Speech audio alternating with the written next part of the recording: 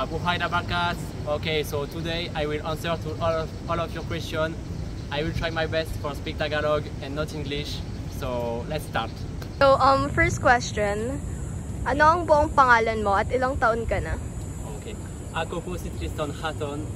Ako po ay 19 years old. Ilang taon ka na sa Pilipinas? Magdadalawang taon. Bakit ka nagstay dito?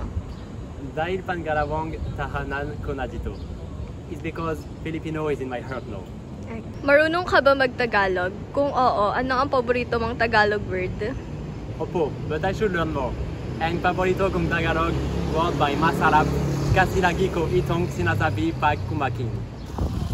Kumain ka na ba? Ano ang paborito mong Filipino food at bakit? Opo, kumain na ako. Sisig ang paborito kong pagkain dahil masarap ito. Pero ang balot ang mas paborito kong nadiskubre sa Pilipinas. Bakit ka pala sumali ng Foreignoy? Dahil tinataganbap ko lahat ang oportunidad na dumadating sa akin at ito ang best na natanggap ko sa buhay ko. Bakit ka pala sumali sa Foreignoy? Dahil tinatanggap ko lahat ang oportunidad na dumadating sa akin at ito ang best na natanggap ko. Ano ang hilig mong gawin dito sa Pilipinas?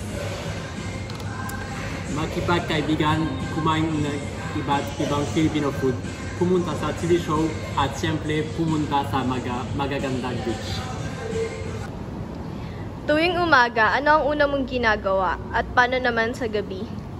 Ang una kong ginagawa sa umaga ay maligo. Hindi muna ako kumakain. Sa gabi naman, lumalabas ako para kumain at pumupunta sa gym. Bakit ikaw dapat ang maging Foreignoy Grand Winner? Kasi sa tingin ko destiny ito para sa akin. Pero kahit anuman ang maging result ay ayos sa akin. Ang importante ay nag-enjoy ako. Pero kung manalo, ako mas gagalingan ko pa at mas igihin ang pagdiskubre sa kultura ng Pilipinas.